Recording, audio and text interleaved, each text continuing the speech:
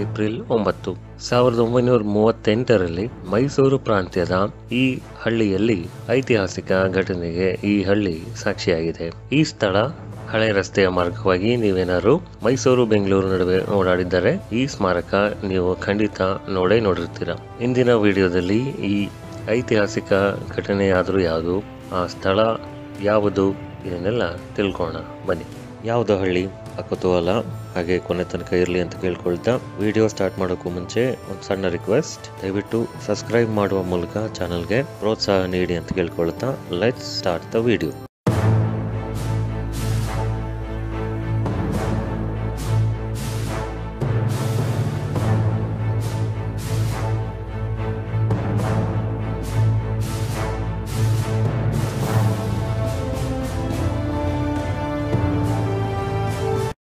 ಭಾರತದ ಸ್ವತಂತ್ರ ಸಂಗ್ರಾಮದಲ್ಲಿ ಅನೇಕ ಸ್ಥಳಗಳು ತಮ್ಮ ಮಹತ್ವವನ್ನು ಪಡೆದಿದೆ. ಇದೇ ಮಹತ್ವವುಳ್ಳ ಸ್ಥಳಕ್ಕೆ ನಮ್ಮ ಇಂದಿನ ಭೇಟಿ. ಮಂಡ್ಯ ಜಿಲ್ಲೆಯ ಮದ್ದೂರು ತಾಲೂಕಿನಲ್ಲಿದೆ ಈ ಐತಿಹಾಸಿಕ ಸ್ಥಳ. ಅದು 20ನೇ ಶತಮಾನದ ಮಧ್ಯಕಾಲ.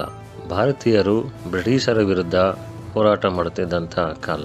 ಭಾರತದಾದ್ಯಂತ ಅನೇಕ ಪ್ರಾಂತ್ಯಗಳಲ್ಲಿ ಅನೇಕರು ಚಳುವಳಿ ಮೂಲಕ ಬ್ರಿಟಿಷರಿಗೆ ಸವಾಲನ್ನು ಎಸೆದಿದ್ದರು. ಇಂತಹ ಸಂದರ್ಭದಲ್ಲೇ ಮೈಸೂರು ಪ್ರಾಂತ್ಯದಲ್ಲೂ ಕೂಡ ಬ್ರಿಟಿಷರ ವಿರುದ್ಧ ಚಳುವಳಿ ಜೋರಾಗಿ ಸಾಗಿತು. ಮೈಸೂರು ಕಾಂಗ್ರೆಸ್ ಸಮಿತಿ ಸ್ಥಾಪಿಸಿ ಬ್ರಿಟಿಷರ ವಿರುದ್ಧ ಧ್ವಜ ಸತ್ಯಾಗ್ರಹ ಹಮ್ಮಿಕೊಳ್ಳಲು ತೀರ್ಮಾನ ಮಾಡುತ್ತಾರೆ. ಸಮಿತಿಯ ಪ್ರಮುಖ ಹೋರಾಟಗಾರರಾದ ಶ್ರೀ ಸಿದ್ದಲಿಂಗಯ್ಯ ಅವರು, ವೀರಣ್ಣಗೌಡರು, ಬಂಡಿಗೌಡರು ಹಾಗೂ ಇನ್ನೂ ಅನೇಕರು ಸ್ಥಳ ಪರಿಶೀಲನೆಯನ್ನು ಮಾಡಿ ಕೊನೆಗೆ ಮಂಡ್ಯ ಜಿಲ್ಲೆಯ ಮದ್ದೂರು ತಾಲೂಕಿನಲ್ಲಿರುವ ಈ ಹಳ್ಳಿಯನ್ನ ಆಯ್ಕೆ ಮಾಡಿಕೊಳ್ಳುತ್ತಾರೆ. ಗ್ರಾಮಸ್ಥರಾದ ಶ್ರೀ ತಿರುಮಲೇಗೌಡ ಅವರು ತಮ್ಮ ಸ್ವಂತ ಜಮೀನಿನಲ್ಲೇ ಹೋರಾಟಗಾರರಿಗೆ ಧ್ವಜ ಸತ್ಯಾಗ್ರಹ ಹಮ್ಮಿಕೊಳ್ಳಲು ಉದಾರ ಮನಸ್ಸಿನಿಂದ ಜಾಗವನ್ನು ಬಿಟ್ಟುಕೊಡುತ್ತಾರೆ. ಸರಿಸುಮಾರು 40,000ಕ್ಕೂ ಹೆಚ್ಚು ಜನ ಜಮಾವಣೆ ಆಗಿದ್ದರು. ಸ್ಥಳೀಯ ಆಡಳಿತ ಧ್ವಜ ಸತ್ಯಾಗ್ರಹಕ್ಕೆ ಅನುಮತಿಯನ್ನು ನೀಡುವುದಿಲ್ಲ. ಇದರ ಹೊರತಾಗಿಯೂ ಸಾವಿರಾರು ಜನ ಶಿವಪುರಕ್ಕೆ ಆಗಮಿಸಿ ಭಾರತದ ತ್ರಿವರ್ಣ ಧ್ವಜವನ್ನು ಹಾರಿಸಿ ತಮ್ಮ ದೇಶ ಪ್ರೇಮ, ದೇಶಭಕ್ತಿಯನ್ನು ಮೆರೆಯುತ್ತಾರೆ. ಇಂದಿಗೆ 87 ವರ್ಷದ ಹಿಂದೆ ಈ ಐತಿಹಾಸಿಕ ಘಟನೆ ನಡೆಯಿತು. ಮೈಸೂರು ಬೆಂಗಳೂರು ನಡುವೆ ಹೋಗ್ತಾನೆ ಇರ್ತೀರ, ಅದರಲ್ಲಿ ಸ್ವಲ್ಪ ಬಿಡು ಮಾಡಿಕೊಂಡು ಶಿವಪುರ ಗ್ರಾಮಕ್ಕೆ ಬಂದರೆ ನೀವು ಇದನ್ನು ಈ ಐತಿಹಾಸಿಕ ಸ್ಮಾರಕವನ್ನು ಭೇಟಿ ನೀಡಬಹುದು.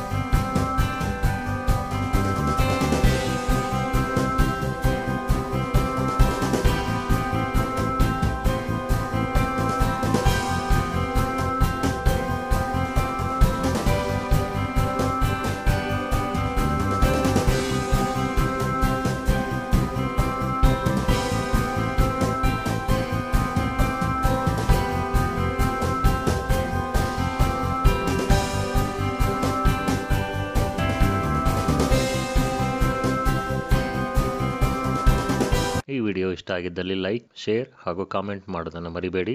ಇದಾಗಿತ್ತು ಇಂದಿನ ಐತಿಹಾಸಿಕ ಮಾಹಿತಿ. ಮುಂದಿನ ವಾರ ಎಂದಿನಂತೆ ಮತ್ತೊಂದು ಐತಿಹಾಸಿಕ ಸ್ಥಳದ ಮಾಹಿತಿಯೊಂದಿಗೆ ಭೇಟಿಯಾಗೋಣ. ಧನ್ಯವಾದಗಳು.